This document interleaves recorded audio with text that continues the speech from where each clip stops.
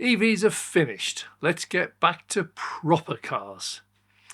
I've got a very active comment section, and every single day there are guaranteed to be comments along these lines, and they really amuse me. Well, recently the EU had the opportunity to do exactly that, and they turned it down. Now they've been given 3 new opportunities, and they've also turned those 3 down. EVs are here to stay. I'm Dave. This is Dave Takes It On. All around the world, governments are getting seriously concerned about climate change and global warming, apart from America.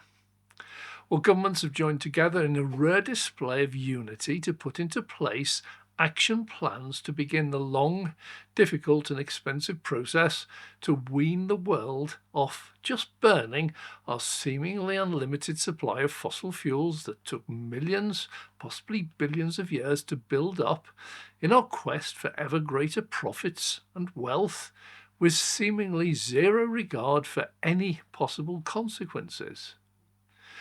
Well, most have proposed a series of measures that are aimed at tackling the most serious causes of CO2 production that also simultaneously cause the greatest harm and damage to the health and well-being of each and every citizen, namely transport exhaust emissions. And most now have in place specific targets passed into law to ensure that they are adhered to. Those targets come with draconian penalties for failing to reach those targets. Now, it matters not if you agree with your government, just like it matters not if you believe that a speed limit saves lives. You, after all, you're probably a very careful, safe driver, and you're totally capable of handling your car at much higher speeds, even going faster past your local school without being any danger whatsoever to any of the school children. If you get caught, however, the law is the law, you get done.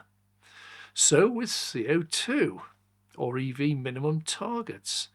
Fail to meet them, it matters little if you can prove they're rubbish, a con, a money-making scheme for the Green Brigade.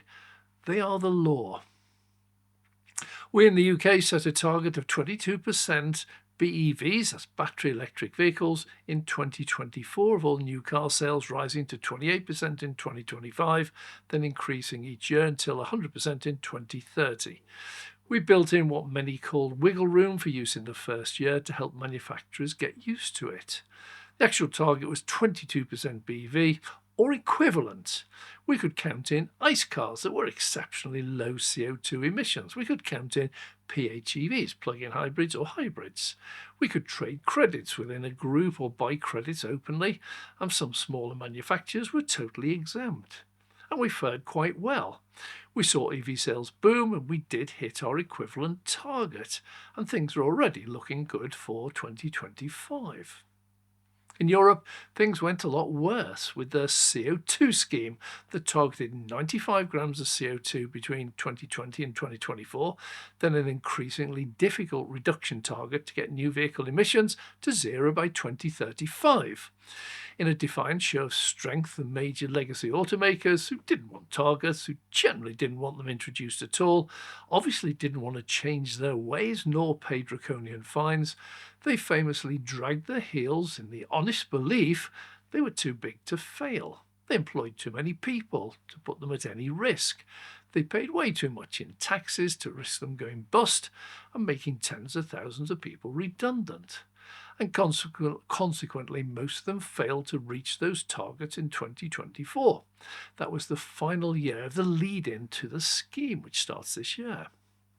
Luckily, there were several fallback options. First, they could share results between members of the same group. So VW, for instance, could use credits from one group to help another. No use at all if no members hit or exceeded the target.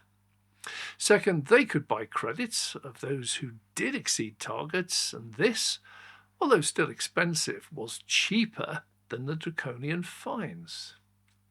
Well, in reality, they banked on bullying the EU and the UK governments into backing down, letting them all off. They didn't, and many ended up buying those credits. But they weren't done yet.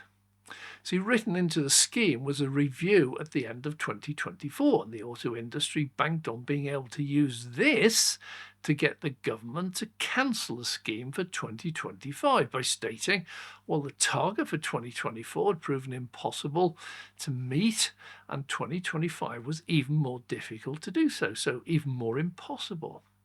Once again, the government failed to cancel that, as the review was written in not to cancel them, but to see what assistance the auto industry might need at the end of the first full year of the operation to help them achieve those targets for 2025 and subsequent years. Once again, the government's failed to cancel the scheme or the targets, but they did acknowledge that they were unlikely to miss targets in the single year of 2025 without some assistance. Well, two avenues are currently being investigated. Unfortunately for the auto industry, neither is to scrap or cancel the scheme or the targets.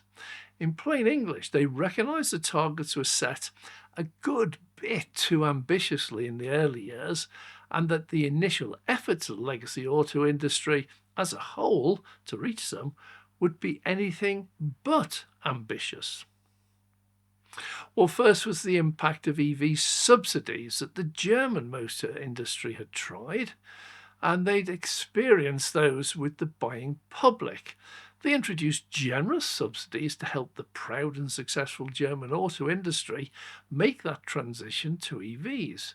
Results were very promising, if expensive, boosting them into the largest EV market within the EU. But when they stopped them due to limited budgets and shrinking budgets, the market reacted instantly and crashed, as we saw at the end of 2024. EV sales fell dramatically. Subsidies for the whole of Europe were looking to be off the table. Meanwhile, the UK had taken a very different approach, that of benefit in kind. Well, recognising that the majority of new car sales are company cars, the UK government simply made it much cheaper to choose an EV than a petrol company car. Company car drivers have long since received a benefit in the UK. The value of those company cars is assessed, amortised, and a taxable rate is applied as if it was income. This has applied for many decades for petrol and diesel cars, so all the government did was to set the taxable rate far lower if the employee chose an EV. It's not a subsidy. Government doesn't actually pay anything out. It simply means that they receive less tax if an employee chooses an EV than if they'd chosen a petrol car. It's a loss of potential tax, not a cost. It's proven to be a huge success. It's encouraged most company car drivers to go electric. I did initially have a very negative response, with people playing safe and choosing a plug-in hybrid based on entirely fictitious fuel economy figures the manufacturers misled about, but that is now in the process of being corrected, and PEVs are being treated as pure petrol or diesel cars in future. Most cars now, company cars, are 100% EVs. Well, that scheme was then extended to cater for those companies that did not offer company cars, and this is the salary sacrifice scheme, which to all intents and purposes is a leased company car, although the company itself does not offer company cars. And this has proven to be even more popular, and the UK is now the largest market for new EVs in Europe, and it's easily exceeding the government targets. The EU is now looking into doing exactly this sort of scheme, as their company car market is around 60% of the total new car sales. Once again, not scrapping the scheme, more like finding ways to get it going more quickly, more successfully, and at a lower cost to the governments. Well, the second avenue being discussed is to give a longer lead-up period until the 2025 targets become legally binding. It was hoped that 2020 to 2024 would be long enough period for Legacy Auto to realise that they were serious. Targets were here to stay, and for them to knuckle down and get a move on. It has not turned out to be. Well, the EU is proposing a simple extension to when the auto industry must reach that 2025 target and extend it by 1, 2 or 3 years, during which the auto industry would accept the targets as serious and imminent, but not get penalised if they miss the specific number. But at the end of whatever period was decided, the target would then be in force. Anyone who missed that target that year would be penalised, and the following year the target would not be that set for 2026 in the original plan, but would be increased to cover the extended period agreed, so that the final year of the scheme still reached zero CO2 in 2035. In this way, the end date would still be met. The auto industry would get a short period, maybe 1, 2, possibly 3 years, in which to ramp up design, production, factory refurbs, new builds, etc. Then come back with a bang, no penalties, and then catch up during the period of grace and make up for lost ground. A short-term reprieve to help them out, not a period of backing down during which they could regroup for a fresh onslaught with the aim of then getting them to cancel the targets permanently.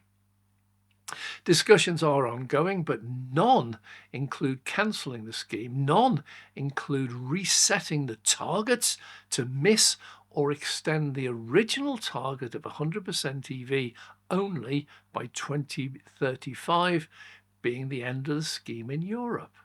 Despite a large number of my viewers grasping at straws, EVs are here to stay.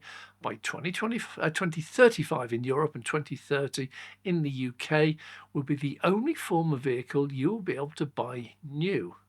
There are no plans to date that I'm aware of to ban the use of existing ICE or hybrid cars that will continue to exist once all new sales will be 100% EVs, but I suspect their existence will be limited simply by the increasing cost of keeping them on the road once the manufacturers stop making the parts. Then they'll be limited by their own lifespan, which is typically only about 14 years, being the average age of an ICE car arriving at a scrapyard, or limited by the rapidly increasing cost of finding the fossil fuel to run them once all new cars run on electricity. Well, thanks very much for watching. I'm Dave, and as always, I welcome your comments down below.